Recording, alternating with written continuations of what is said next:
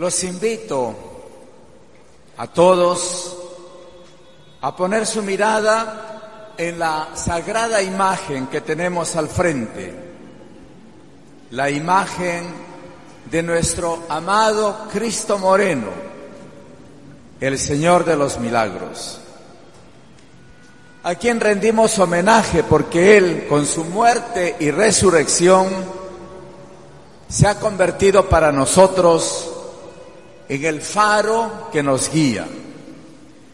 Como dice la letra de ese bello himno dedicado a Él, y es como el signo de identidad de millones de peruanos, incluso de aquellos que radican en otros países y orgullosos difunden donde se encuentran su fe en el Cristo de Pachacamilla, organizando su fiesta, saliendo con la imagen en procesiones por las calles de pequeñas y grandes ciudades, cantando a todo pulmón este himno e implorando la misericordia y bendición del Señor.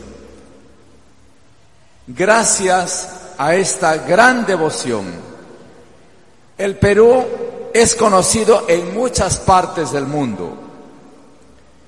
Y desde aquí saludamos, unidos en una misma fe, a estos hermanos y hermanas que dejaron el país en busca de un futuro mejor para sus familias, pero que se han llevado en su corazón, en su alma y en su existencia, su inquebrantable devoción al Señor de los Milagros, a Jesús de Nazaret, al que es principio y fin, alfa y omega, y ante quien, como dice San Pablo, que hemos escuchado en la lectura, toda rodilla se doble en el cielo, en la tierra y en los abismos, al nombre del Señor Jesús, a quien le ofrecemos como signo de gran devoción nuestros fuertes y calurosos aplausos. Ahora, estimados hermanos.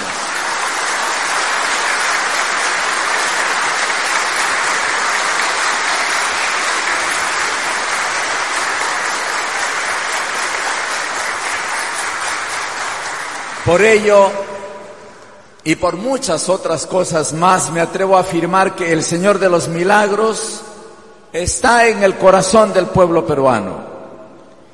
Y por la fe está en el corazón del Perú, pues la gran mayoría de peruanos, peruanas, profesamos nuestra fe en Cristo, representado en esta sagrada imagen. Ahora les pido una vez más que centremos nuestra mirada, nuestro corazón y nuestra alma en esta sagrada imagen que tenemos aquí delante del crucificado. Y en ese contexto traigo una frase de un laico, de un escritor, aviador francés, famoso autor de esa obra El Principito, que muchos habrán leído. Dentro de esa obra tiene una frase que dice así, dice: Señor, entrelázame al árbol a quien pertenezco, porque no tiene sentido si permanezco solo. Hermanos, hermanas, el ser humano, todos y cada uno de nosotros, por un lado tiene raíces antropológicas, culturales, sociales y familiares, y triste es el hombre que vive en soledad, en el vacío y en el silencio de la existencia humana. Pero por otro lado, el ser humano tiene raíces divinas. Todos tenemos raíces divinas. Y en el Génesis el autor bíblico nos dice que cuando Dios creó al hombre, le insufló, sopló en sus narices aliento de vida. Y ahí está el ser viviente, la persona humana, su dignidad. Y pobres de nosotros si vivimos sin Dios. sin la conexión que nos ha dado y nos da el aliento vital. Una vez más, todo ser humano, todo ser viviente tiene el aliento de Dios. Por eso es que no podemos vivir sin Dios, no podemos separarnos de Dios. La invocación o el pensamiento del autor, de este autor del Principito: entrelázame, Señor, al árbol a quien pertenezco, porque no tiene sentido si permanezco solo, puede ser transcrita para el árbol de la cruz. Porque la historia de la humanidad, según la Biblia, resulta casi suspendida entre dos árboles. De un lado está el árbol del conocimiento del bien y del mal en el jardín del Edén, bajo el cual se desarrolló el drama del pecado original, del querer suplantar a Dios, de alejarse de Él, de romper con la comunión con Dios. Pero por otro lado está el árbol del Calvario, de la cruz de Jesús, bajo el cual se abre la historia de la salvación, de la gracia, de la amistad y de la comunión con Dios. Y esto es lo que viene sintetizado en el prefacio que vamos a leer ahí en la misa y que van a escuchar ustedes, que dice así: en el árbol de la cruz tú has establecido la salvación del hombre, porque donde surgía la muerte, de ahí resurgiría la vida. Ese es un trozo del prefacio que vamos a leer. Busquemos pues entonces de separarnos de aquel primer trágico árbol, del árbol del Edén, del árbol de la arrogancia, de la soberbia y del mal, para entrelazarnos al árbol de la salvación, al árbol de la cruz, porque no tiene sentido permanecer solo, no tiene sentido permanecer sin Dios, permanecer en el vacío y en la nada de la existencia. Sin esta raíz divina no se tiene alimento para vivir. Sí, estimados hermanos y hermanas, necesitamos el alimento corporal físico, pero tenemos un alimento espiritual. Necesitamos ese alimento, nutrir ese alimento para vivir. Los invito también a fijar nuestra atención sobre lo que dijo San Juan en el Evangelio de hoy, y que la liturgia ha anudado al árbol de la cruz, donde exactamente ha estado elevado el Hijo del Hombre, clavado y elevado el Hijo del Hombre. Para entender el significado de la cruz, de por sí suplicio atroz y signo de derrota en el contexto aquel, es necesaria la fe, que la revela como trono del triunfo sobre el mal. Pues a través de la fe descubrimos que la cruz es un signo del amor divino. Sobre la cruz se manifiesta la voluntad divina de no abandonar al hombre a sí mismo, abandonado a su miseria y a su naturaleza pecadora. El amor del Padre se manifiesta con un don, el del Hijo Jesucristo. San Juan dará a su Hijo unigénito. Dios ha enviado el Hijo al mundo. La encarnación es un don divino y es una misión salvífica. Cristo viene en medio de nosotros con una responsabilidad bien precisa. ¿Cuál es esa responsabilidad bien precisa? Como Él mismo ha dicho, no ha venido para juzgar al mundo. Dios no desea hacer estallar el juicio sobre el mal de la humanidad. No es un emperador inexorable que quiere aplicar con rigor la justicia. De hecho, ¿cuál es el verdadero deseo de Dios? Salvar, para que el mundo se salve por medio de Él.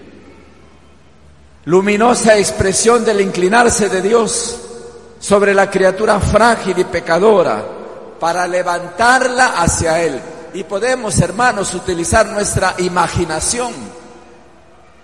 Imagínense ustedes que este Cristo crucificado, allí con las dos manos, cómo baja su mano a todos y cada uno de nosotros para elevarnos, para salvarnos, para darnos su amor, su misericordia, su ternura. Esto hace Dios, esto hizo Cristo. Luminosa expresión, como acabo de decir, del inclinarse de Dios sobre la criatura frágil y pecadora, para levantarla hacia Él, hacia la luz, hacia la amistad, hacia la comunión con Él. Y así se abre un nuevo horizonte para la criatura. Un horizonte de esperanza, un horizonte de alegría en el corazón y en el alma, que no la da el mundo, solo la da Dios. Además, vino para que quien crea en Él no muera, expresión de nuestro destino. No estaremos más obligados a participar en los infiernos, en la ausencia de la luz, en el vacío, en la oscuridad y la soledad absoluta. No.